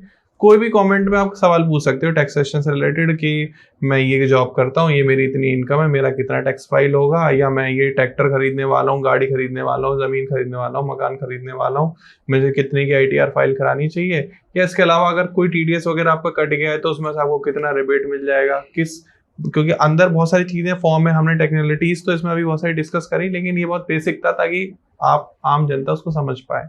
मैं इस चीज़ में एक चीज़ और ऐड ऑन करना चाहूँगा। इट्स नॉट कंपलसरी कि आप मेरा पॉडकास्ट देख रहे हैं तो आप मेरे से काम कराएं, बट आप अवेयरनेस जरूर ज़्यादा से ज़्यादा लोगों तक फैलाएं। लोगों को पता होगा तो ही लोग सही से काम कर पाएंगे। आप बिना किसी नॉलेज के, बिना किसी अवेयरनेस के और अपनी ITR फाइल खुद करना, GST खुद फाइल करना या खुद आपका फूड लाइसेंस अप्लाई करना, ये काम आप बिल्कुल ना करें। आप किसी से भी कराएं बट प्रोफेशनल से करें। डन। तो प्रोफेशनल से कराने के अलग ही फायदे होते हैं। जब आप किसी परेशानी में फंस जाते हो तो वही आपको बाहर निकाल के लेकर आते हैं। अब भले ही आप यूट्यूब पे एक वीडियो देख लो, मैंने किसी से पूछा था तो उन्होंने मुझसे सवाल पूछा कि सर ये तो हम यूट्यूब पे देख के कर लेंगे, तो मैंने उनको बताया, मैंने कहा यूट्यूब पे तो ये भी वीडियो है that how to do a brain surgery, बिल्कुल। तो कर लो भाई ब्रेन सर्जरी। एंड यूट्यूब पे तो आप सर्च करके देख लो how to safe land on moon, इसके ऊपर भी वीडियो है, तो आप मून पे सेफ लैंड कर लोगे क्या? इसके ऊपर है वो तो यूट्यूब पे तो हर चीज अवेलेबल है। यूट्यूब पे तो हमारी ये पॉडकास्ट भी अवेलेबल है, लेकिन हम क्या रिकमेंड कर रहे हैं कि हर काम प्रोफेशनल से कराना चाहिए। आप नहीं तो आप खुद प्रोफेशनल बनो, आप डिग्री लो, कोर्सेज करो, दिन रात पढ़ाई करो सीए की, और आ जाओ टैक्सेशन फील्ड में। लेकिन एट लास्ट सभी से रिक्वेस्ट है कि प्रोफेशनल से अपना काम कराएं। डिस्क्रिप्शन में पूरी डिटेल है टैक्स सहायता की, दीपक सर की, आप उनसे भी अपना काम करा सकते हैं। और वीडियो को ज़्यादा से ज़्यादा लोगों के साथ शेयर करें, लाइक करते हैं, और चैनल को सपोर्ट के लिए सब्सक्राइब करें। And thanks to all of you कि आपने हमारी इस कन्वर्सेशन को सुना, अपना कीमती समय में दिया। एंड थैंक्स टू भाई कि आप आए और आज आपने लोगों को अवेयर कराया। और अभी एकदम क्रूशियल टाइम भी चल रहा है, एकदम 15 सितंबर आने ही वाली है। आई होप उससे पहले लोग वीडियो देख लेंगे और अपनी टैक्स फाइल कर देंगे। आपकी भी ITR अभी पेंडिंग है, डन उसको भी अपना टाइम से कराइए। बाकी जो टैक्स सहायता का मेरा चैनल है उसको सब्सक्राइब जरूर करें, और बिजनेस करेगा इंडिया के नाम से मेरा चैनल है, उसको भी सब्सक्राइब करें। आपको इन्फॉर्मेटिव वीडियोस मिलेंगी, कोई हम आपसे उसमें चार्ज नहीं कर रहे, बट अगर आपको कुछ अच्छा सीखने को मिल रहा है तो आप उसको डिनाई ना करें, फटाफट से जाएं और चैनल को देखें। Thank you so much for watching. मिलते हैं अगले पॉडकास्ट में, तब तक के लिए नमस्कार, राधे राधे। नमस्कार।